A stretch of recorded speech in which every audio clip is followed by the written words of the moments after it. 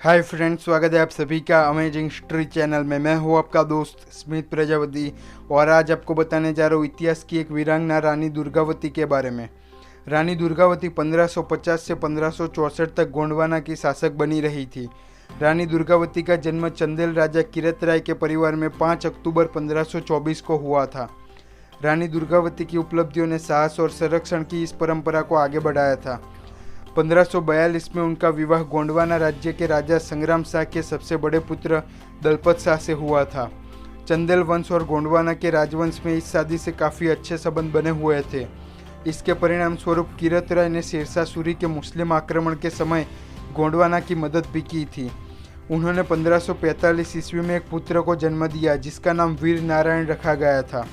1550 में दलपत शाह की मृत्यु हो गई और वीर नारायण जो कि उनके पुत्र थे, उनकी कम उम्र के कारण रानी दुर्गावती ने गोंडवाना साम्राज्य की बागडोर संभाली थी। उस समय दीवान बेहर अधर सिम्हा और मंत्री मान ठाकुर ने प्रशासन को सफलतापूर्वक और प्रभावी ढंग से देखभाल करने में रानी की मदद भी की थी। रानी ने अपनी राजधानी को सिंगारगढ़ किले से चौरागढ़ किले में स्थानांतरित किया था। यह सातपुड़ा पर्वत श्रृंखला पर स्थित सामरिक महत्व का किला था। शेरशाह की मृत्यु के बाद शुजात खान ने मालवा पर कब्जा कर लिया और 1556 में उसके बेटे बाज बहादुर द्वारा उस पर शासन किया गया था। उसने रानी दुर्गावती पर हमला तो किया लेकिन बाद में युद्ध को समाप्त भी किया था। 1562 में अकबर ने मालवा के शासक बाज बहादुर को जीत लिया और मालवा पर विजय प्राप्त की। इसने मुगल प्रभुत्व कायम किया था। उसके नतीजतन रानी दुर्गावती की सीमा मुगल साम्राज्य को छू गई थी। रानी दुर्गावती के समकालीन एक मुगल मंत्री ख्वाजा अब्दुल मजीद आसफ खान एक महत्वाकांक्षी व्यक्ति था जिसने रीवा के शासक रामचंद्र को मार दिया था। रानी दुर्गावती के राज्य की समृद्धि पर उसे लालच आ गया था और उन्होंने मुगल सम्राट अकबर की अनुमति से रानी के राज्य पर आक्रमण किया था। यह मुगल आक्रमण की योजना अकबर के विस्तारवाद और साम्राज्यवाद का परिणाम थी। जब रानी ने आसफ खान के हमले के बारे में सुना तो उसने अपने राज्य की रक्षा करने का फैसला लिया था।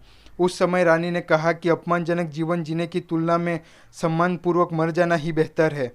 एक रक्षणात्मक लड़ाई में लड़ने के लिए वह एक तरफ पहाड़ी क्षेत्र और दूसरी तरफ गोंड और नर्मदा दो नदियों के बीच स्थित मैदान में युद्ध लड़ा गया था।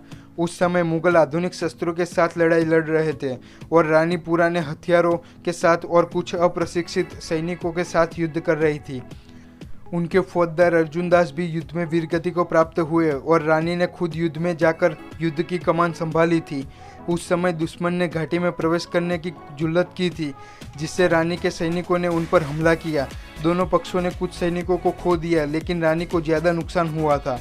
इस स्तर पर रानी ने रात में हमले की सोची थी लेकिन उनके मंत्री असहमत हुए थे।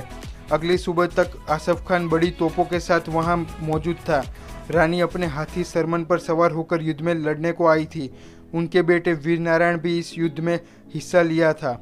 उसने मुगल सेना को 3 बार तक वापस जाने के लिए मजबूर किया था लेकिन आखिरकार वह घायल हो गया और उसे सुरक्षित स्थान पर ले जाया गया था। रानी भी एक तीर कान के पास लगने से और दूसरे तीर को गर्दन के पास लगने से काफ़ी घायल हो चुकी थी लेकिन वह युद्ध करती रही थी।